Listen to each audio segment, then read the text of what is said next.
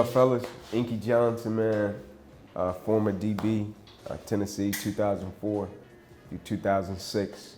Career ended short in 2006, my junior year, second game. Almost lost my life. Ended up with permanently paralyzed right arm and hand. But ever since then, been on the journey of serving, man, speaking and sharing my heart with young cats, man, just about what the game meant to me, but most importantly, what it produced for me. Yeah.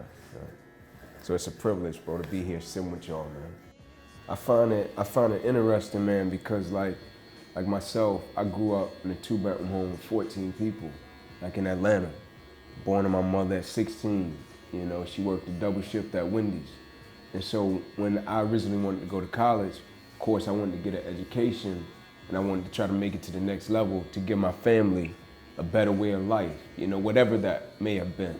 But I knew I wanted to provide that for my family through the vehicle of sports, right? And the thing that I find interesting that I think we all can relate to at a certain point is when we start off and we got goals, dreams, and aspirations from wherever we come from.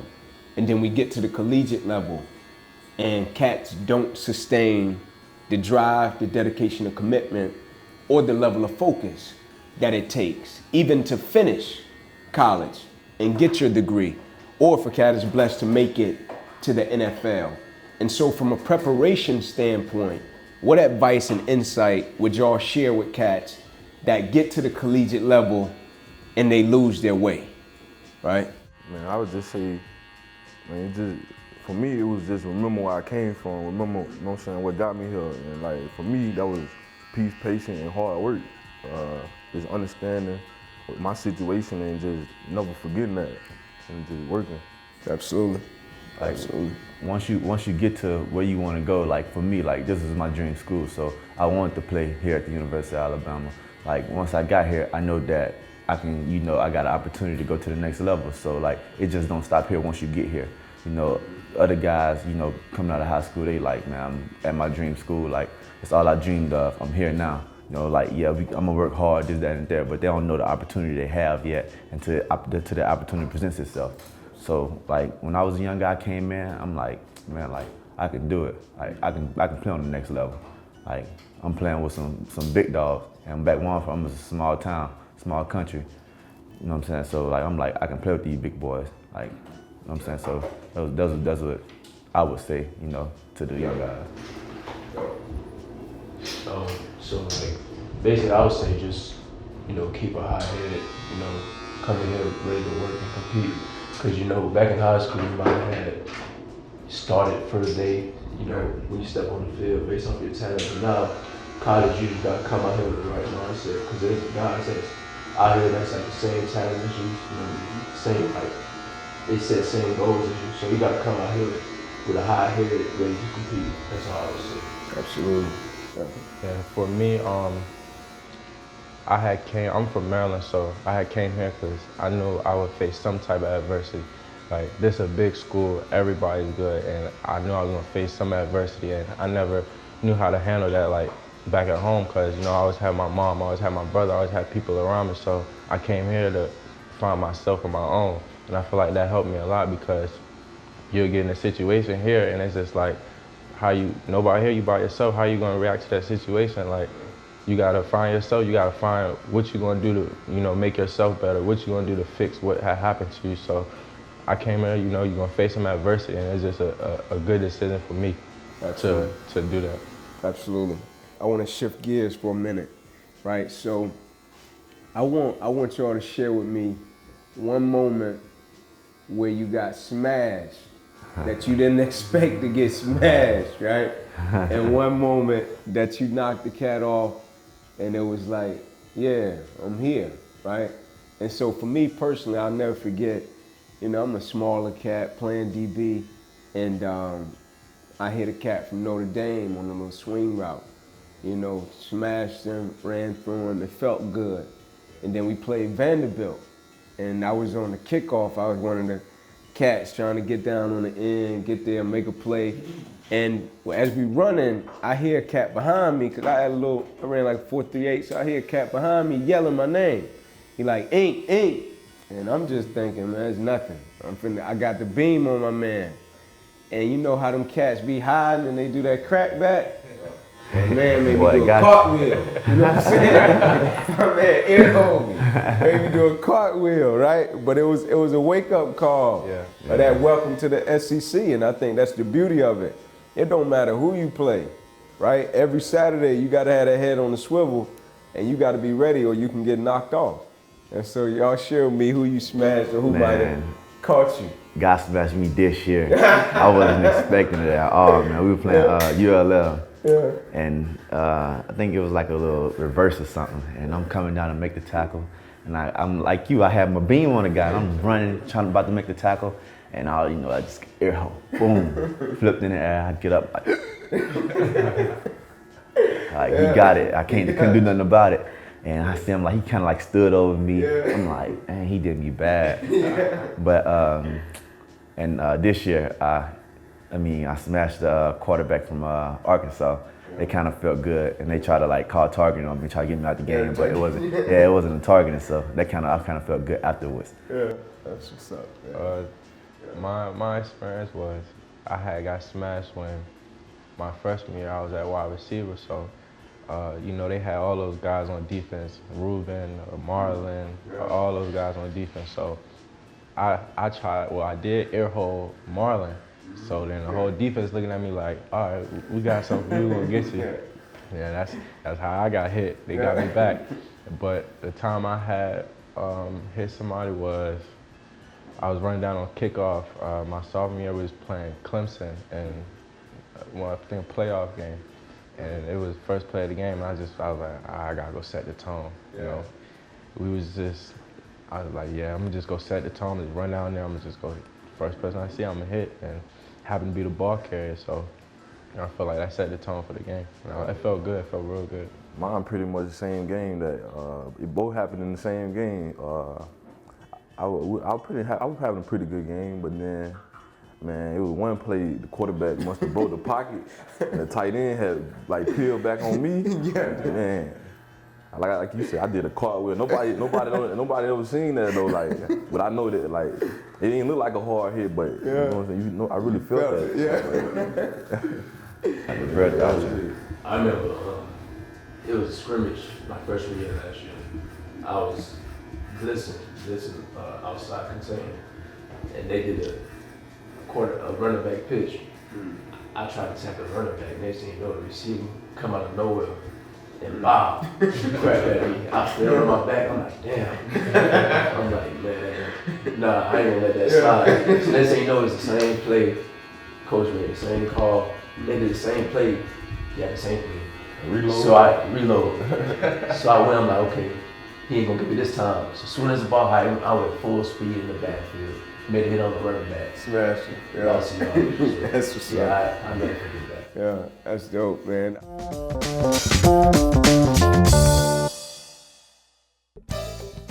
I had something that I wanted to share with you all, though, on a more, grand scheme type of thing in terms of big picture. So I'm always trying to figure out what is a cat working for through the game. Okay, we know we got what we want out of football. Right, whatever that may be, whether it's the best at your position, the stats, whatever the case may be. But when my injury happened, it forced me to think naturally deeper about the game. And so when it happened, in a blink of an eye, I lost everything, right? Everything I was working for, the dream, I lost it. Most importantly, my life changed. And I had a lot of surgery that came behind that. But I was still at practice the next week. So I was still in the sand pit with my teammates that Wednesday. I was still in class that same week. They saved my life Saturday night, right? And so for me, yeah, I love the game of football, right? It meant the world to me. But more than anything, I love what the game of football could produce. Whether that be one day I can become a decent father, right? One day I can become a decent husband, right? If I gauge it and work toward it right. And so for you all, what does that look like in terms of what do you hope the game can produce in your personal life outside of football statistics and football accolades by the work that you all put in daily? Yeah, the game, see, I had got hurt and I was out for the rest of the season. So I was just playing football. I wasn't really looking at things outside of football. I was just playing football. So I had got hurt, and then like they told me, all right, so you done for the season, like, and I just started crying. I just started bawling, just crying. About 10 minutes, and then, you know, like, weeks come by, I started, you know, slowly getting back into things and really like looking at football from a different aspect. Like, it's so much things outside of football that I didn't really see because my mind was so focused on football. And then when I had got taken away from football, I got to see all the other things that there are in the world. So yeah, I felt like that helped me out a lot, and I feel like that was God's plan to get me to see football and I'll be here forever. You gotta really, there's other things other than football, so that really helped me. You know, I started, you know, helping all my teammates, you know, watching more film, you know, reading more books. I started doing stuff I never did before because I didn't have football at the time, so I just had to find my way. Overall, for me, I just, you know, hope that outside of football, like, the game of football can give me, you know, being a better person to everybody that's in my circle. You know, whether that's my mom, being a great son to my mom, being a great daddy to my 2 kids, you know, like being a great uncle, being like a great whatever, you know, whatever God put me in a situation to be. You know, I just want to be the great at what I do. Absolutely. So, to go off of what he said, you know, every day I'm just trying to be like the best version of myself. You know, every day, like before I go to sleep at night, I pray before I go to bed. You know, small things like that, just to make me know that you waking up, you know, means that you truly blessed, you know, because you never might not see to have another day. So just waking up, living your life, you know, I feel like that's a very like good companion to have with you. So just keep that. Yeah, I just never want to get like complacent or take anything for granted. Like this, like I had an injury, a pretty, you know what I'm saying? I ain't gonna go into details, but it was a pretty good, significant injury. And I mean, it just made me look at stuff differently. And it made me realize like, our platform, but we gotta be able to give back. Like we can never like not give back enough, like, cause it's people that, like I said, don't get the opportunity that we get. So to me, it's all about giving back and just, you know what I'm saying, just making people believe like they can do, you know what I'm saying, they can do whatever they want to put their mind to. Absolutely, yeah. So real quick, y'all share with me what y'all love about the game the most. Like when you think about it or when you do it, because most of us probably been doing it since we were kids, right? Younger, right? What's that thing that make you light up about it? You know what I'm saying? Like when I played, bro, I loved the way the grass smelled. You know what I'm saying? I just loved it. I loved the team element of going to work with my brothers. You know what I'm saying? And we working for something and we can pick each other up when we get tired or when a cat going through something. You could be there for him. Like I loved every bit of that. Like when my career ended, yeah, I missed the games, but if a cat would have said, what do you miss the most? I miss the camaraderie with my brothers. You know what I'm saying? Like that locker room, you know, I miss that the most. Like, and so, for me, like, that's what get me going. Like, cause I know that Diggs, Pat, and Anfernee, I know they ain't gonna BS with me. I know they ain't gonna BS out there on the field. So I know they hold me to a high standard, and I definitely hold them to a high standard. So like, I gotta come with it every day. Like, I don't care what go out there on the field. If I get beat, then like, man, like, I'm about to go make a play. Like, I ain't worrying about that last play, cause I'm a DB that I'm gonna get mine. Like, so I try to hold everybody on the team to a high standard. So match my intensity each and every day. Like, for me, like, I try to go, you know what I'm saying, go to practice with the mindset of, dang, like, yeah, I'm about to catch me at least 3 picks a day in team. Like, you know, I ain't selling nothing for less. Then if I don't catch any, and I'd be like, that ain't me. But what if I don't throw the ball to my side? Like, I can't control that. You know what I'm saying? The quarterback throwing the ball, he trying not to throw turnovers. You know what I'm saying? He trying not to turn the ball over. Me, I'm trying to get them turnovers. You know what I'm saying? So like, I like me, no matter who I'm with, ones, the walk-ons or whatever, you know, so I try to, you know, go hard every day at practice, and I know that these guys watching, and I know they ain't gonna take no, you know what I'm saying, no other stuff from me. So. For me, it's like, I don't know, I love like the growth that it brought me, like the growth, the understanding, just not about football, but about life, like the life lesson that's within football, like that come with it, like it naturally like installed in me because of the grind, like the grind that I do, like doing it every day, the same thing over and over and over, and like living by the same principles, and you know what I'm saying, keep putting that in my head, and then like not only putting it in my head, but like me becoming a leader, that's me trying to put it in somebody else's head too. So like it's in me now, like it's built in me. Like. Yeah, that's awesome. And I feel like through all the hard work we put in, you know, I just love the hard work we finish. Because, you know, that's where we all go as a team. Knowing that, you know, summer workouts, whether it's full court program, all those types of conditioning, you know, it helps you grow and build, you know, relationships with other people. So I feel like the bonding that we go through the off-season programs, I feel like that's what really set the standard. Yeah, I like everything that they said, like everything that, you know, they had, but I also like, you know, the relationships I built with these guys. Like, I would never knew I would have met Shyheim or Anfernee. I never knew them from all on the other side of the states. So it's like I met them, and it's just, you know, they're gonna be my friends for life. Like, they're not gonna ever, you know, like not be there for me. I'm gonna always be there for them, and I'm just happy I can build all these relationships and friendships and stuff with all these great people, because football not gonna be here forever. We're not gonna be on the same team forever, but our friendship could be forever. Absolutely. Lifelong friends. Absolutely. That's another thing. Yeah, that's special, man. Yo, they're getting them right, man. Well, they're spinning. That way got the waves up top. They're spinning. I have a question for you. What you got? So when your injury happened, like as soon as it happened, like when you found out like what had happened, like how did you react? Man, I was disappointed, you know, because I thought I was gonna have a shot to make it to the league, because I felt as if at the time there was gonna be the avenue for me to help my mother and my family. So I was extremely disappointed. I wouldn't say that I felt as if I was gonna quit and stop. Like, that never crossed my mind. I felt as if I couldn't be there for my teammates the way I wanted to in terms of playing. That's why I still went to every practice. I went to every meeting. I went to workouts. I had got a Dunjoy sling customized for my arm, a Velcro strap. I put it around my torso, put it around my arm. I ran sprints with them. I did morning runs. I did winter workouts, because it meant something to me, right? Like, I'm a loyal person, and I don't say something that I don't mean. And when I got to the university, I told my brothers I was gonna give them everything I had. And I didn't say unless I got injured. I told them I was gonna give them everything.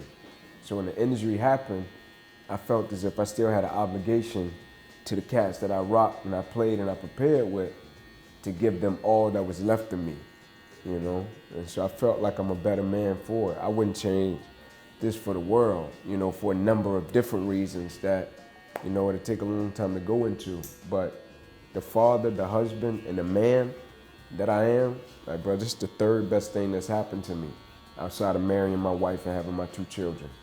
And for most people, when they look at it, they just see the injury, right? But they don't know what the injury has produced in my life. You know what I'm saying? Do you think you would have tapped into that, like, you know what I'm saying, the person that you is now, if it wouldn't have happened? I think I was evolving, but I probably wouldn't have evolved the depth of my evolution because of this. Like, it forced me to go deeper, right? At the time I was evolving because me and my boys, we was in like spiritual discipleship. We was growing spiritually. We was just challenging each other, you know, like y'all probably doing right now on that level.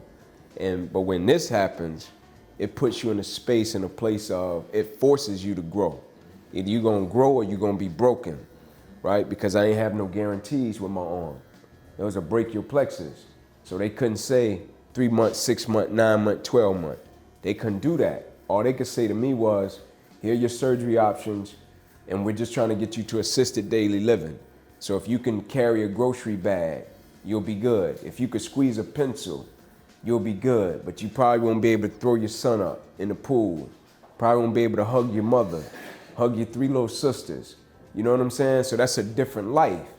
And so either you finna be broke, not broke like money, either you finna be broke spirit-wise, or you gonna take that adversity and the opposition, you're gonna recycle it and let it make a man out of you. And so it forced me to grow. Yeah, absolutely. Oh, you fade for real. You got that real deal. I might have to come back up here. My fade right. You know what I'm saying? Good job. Appreciate y'all, man. Forward to Lincoln in a little bit. Thank you, man. Sure, man.